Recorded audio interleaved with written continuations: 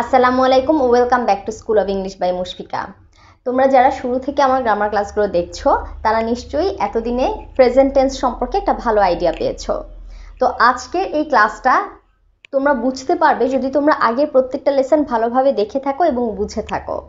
কারণ আজকের লেসনে আমি খুব বিস্তারিত আর কিছু বলবো না, জাস্ট সহজ একটা বিষয় নিয়ে আলোচনা করব। বর্তমানে কোনো কিছু কারো অধিকারে নেই বললে কিভাবে আমরা হ্যাভ ইউজ করব। চলো তাহলে ক্লাসটা দেখে নিই।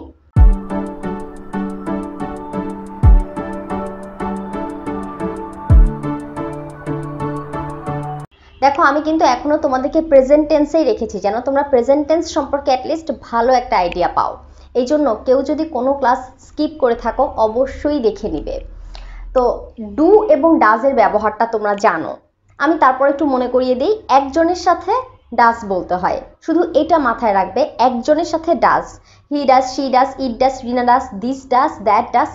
আবার এভরিওয়ান, অনেক মানুষ হলেও এভরিওয়ানের সাথে ডাজ হবে। আবার নো ওয়ান, এই ওয়ার্ডের সাথেও ডাজ হবে। এগুলো তোমরা জানো। ডু কোথায় হবে? আই এবং ইউ। আই বলতে আমি একজন বুঝালেও আই এর সাথে ডু হবে। ইউ তুমিও হয়, তোমরাও হয়, কিন্তু ইউর সাথে ডু হবে। এছাড়া I do, we do, you do, they do. We do মানে আমরা, দে তারা। এই একের বেশি হলে এর সাথে আমাদের ডু ইউজ করতে হবে। একের বেশি বলতে একাধিক বুঝালেই। তাহলে এখন দেখো, ডু অথবা ডাজ লিখতে হবে নেই বুঝাতে। এরপর একটা নট লিখতে হবে প্লাস হ্যাভ। এখানে আমি রেড কালার দিয়েছি, কিন্তু এটা কোনো ভুল না, এটা একটু হাইলাইট করার জন্য আজকে রেড কালার ইউজ করছি। হ্যাভ দিয়ে আজকে আমরা নেগেটিভ সেন্টেন্সগুলো তৈরি করব। ঠিক আছে, এখানে কোনো হ্যাজ লিখার প্রয়োজন নেই। যদি তোমরা এই রুলটা ফলো করো তাহলে কোথাও কোনো হ্যাজ লিখার প্রয়োজন নেই। তাহলে চলো ক্লাসটা দেখি। আমার কোনো আলাদা রুম নেই।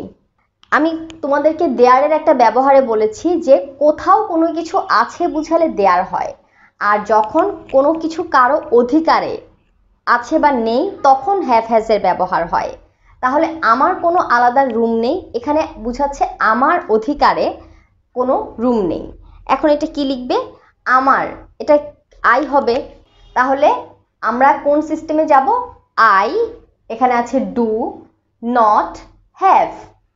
I do not have any separate room.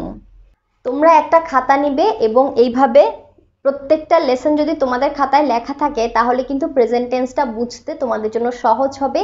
তোমরা যে কোনো নতুন সেন্টেন্স তৈরি করতে পারবে। দেখো, আমার কোনো আলাদা রুম নেই। I do not have any separate room.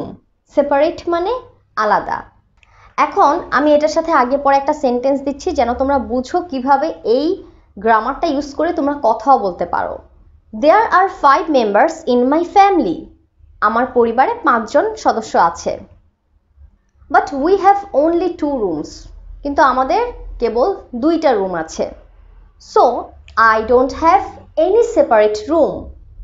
দেখো, আমি do not কিন্তু লিখেছি, কিন্তু স্পোকেন ইংলিশে আমি বলতে পারি don't. তাহলে I don't have any separate room. কি বললাম? There are 5 members in my family, but we have only 2 rooms, so I don't have any separate room. পরের লাইনটা দেখো, তোমার কোনো সমস্যা নেই।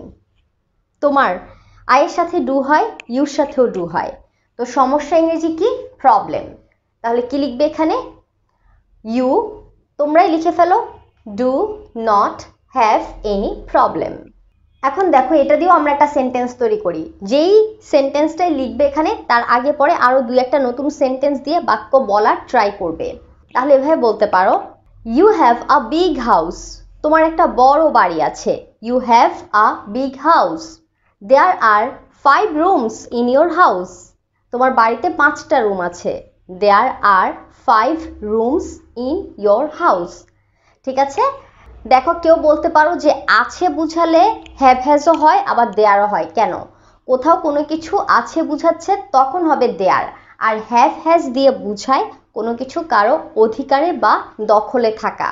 দেয়ার are 5 rooms in your house, so you don't have any problem. তাই তোমার কোনো সমস্যা নেই।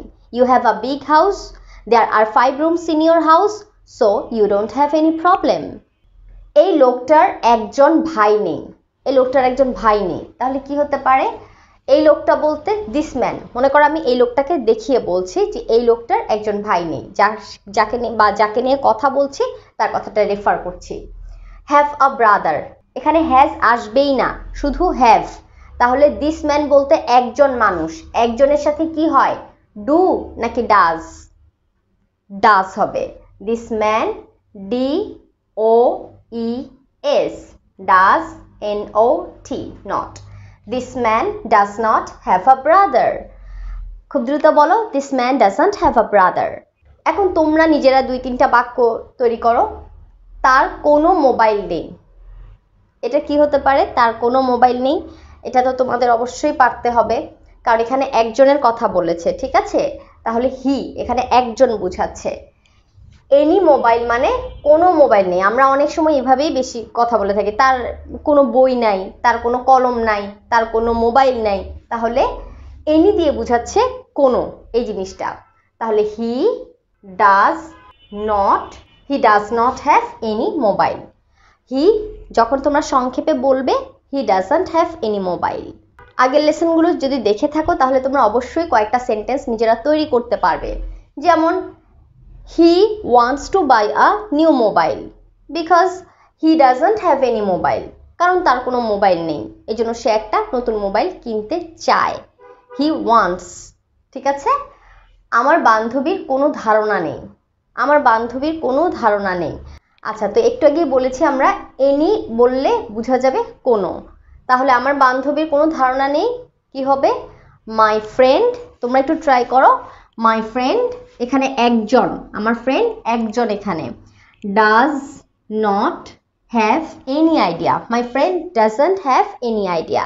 যখন আমরা বলবো তখন ফর্মটা হয়ে যাবে এরকম, ডাজন্ট, সংক্ষেপ, এটাকে বলে কন্ট্রাকশন বা সংক্ষেপণ।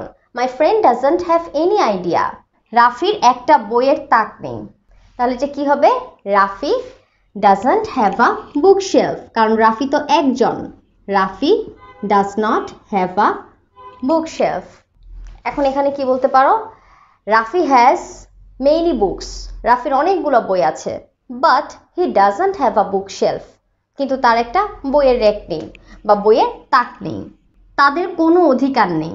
দে, কি লিখবে? তাদের কোনো অধিকার নেই, এটা তোমরা চিন্তা করো। এখানে কিন্তু হ্যাভ হ্যাজটাও লিখে দেওয়া হয়নি, তোমাদেরকে বলতে হবে they do not have any right. তাদের কোনো অধিকার নেই, they do not have any right. আর যখন বলবে তখন এভাবে বলতে পারো, they don't have any right. স্নেহার কোনো ধৈর্য নেই। কয়জন মানুষ এখানে? একজন। একজনের সাথে ডাজ হবে, এটা মনে রাখবে। প্রেজেন্ট টেন্স, বর্তমানকালে প্রশ্ন করার সময়ও ডু ডাজ ইউজ করতে হবে। বর্তমানকালে না বোধক বাক্য বললেও ডু ডাজ আসবে। আর যখন কোনো কিছু নেই বুঝাবে এখানেও ডু ডাজ হবে। এই জন্য ডু এবং ডাজের ব্যবহার ভালো করে শিখবে। স্নেহার কোনো ধৈর্য নেই, তাহলে কি হবে? স্নেহা, তোমরাও লেখা ট্রাই করো। স্নেহা, ধৈর্য ইংরেজি কি? Patience, patience. Sneha doesn't have any patience. Patience মানে ধৈর্য, আগে এটার বানানটা দেখো, PATIENCE, ঠিক আছে? এই যে টি আছে না, এই টি এর উচ্চারণটা সাইলেন্ট হয়ে যাবে। পেশেন্স, পেশেন্স মানে ধৈর্য। স্নেহার কোনো ধৈর্য নেই। Sneha does not have, Sneha doesn't have any patience. আমার বান্ধবীদের এখানে আসার কোনো ইচ্ছা নেই। আমার বান্ধবীদের এখানে আসার কোনো ইচ্ছে নেই। বান্ধবীদের, তোমরা খেয়াল রাখবে শুধু কয়জনের কথা বলা হচ্ছে, এক না একাধিক। বান্ধবীদের মানে কিন্তু একাধিক।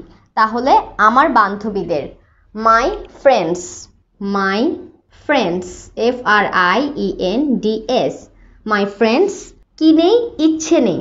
তাহলে মাই ফ্রেন্ডস ডু হবে নাকি ডাজ বলো তো? অবশ্যই এস আছে, একাধিক বুঝাচ্ছে, তাই আমরা এখানে ডু লিখব। তাহলে my friends do not have, কি নেই? আসার কোনো ইচ্ছে নেই। My friends do not have any desire, desire মানে ইচ্ছা। My friends do not have any desire to come here. My friends don't have any desire to come here. Desire, এখানে S আছে কিন্তু সাউন্ড হবে ডিজায়ার। মীরার বোনের কিছুই বলার নেই। মীরার বোনের, দেখো আগের লেসনগুলো কেন দেখতে বলেছি, কারণ তোমরা এই ধরনের বাক্য তৈরি করতে পারবে। মীরার বোনের, মিরাস, আমার তো আর এখানে জায়গাও হবে না, মিরাস সিস্টার, মীরার বোনের, মিরাস সিস্টার কিছুই বলার নেই। তাহলে মীরার সিস্টার, এখানে কিন্তু মীরাও আছে সিস্টারও আছে, কিন্তু তোমরা দুইটা নাম দেখে পাজলড হবে না, মনে রাখবে এটা মীরার বোনের কথা বলা হয়েছে, একজনের কথা, ঠিক আছে, এখানে কিন্তু ওয়ান পারসন। তাহলে মীরার sister doesn't have anything to say, তোমরা তোমাদের খাতায় লিখে ফেলো, মীরার sister doesn't have anything to say, মীরার বোনের কিছুই বলার নেই। এখন আমরা সেন্টেন্সগুলো একটু দ্রুত পড়বো, যখন আমরা বলবো তখন আমরা সংক্ষেপ করে বলবো। Don't, doesn't, don't, doesn't. I don't have any separate room. You don't have any problem. This man doesn't have a brother. He doesn't have any mobile. My friend doesn't have any idea. Rafi doesn't have a bookshelf. They don't have any right. Sneha doesn't have any patience. My friends don't have any desire to come here. Mira's sister doesn't have anything to say. আশা করি এই লেসনটা থেকে তোমরা বুঝতে পেরেছো, না বোধক বললে do বা ডাজের পরে নট দিয়ে শুধু হ্যাভ লিখলেই হবে, ঠিক আছে। ডু, ডাজ দিয়ে নট, এর পরে হ্যাভ, কোনো কিছু কারো দখলে বা অধিকারে নেই বুঝাতে আমরা এই প্যাটার্নটা ফলো করব। Thanks for watching. আসসালামু আলাইকুম।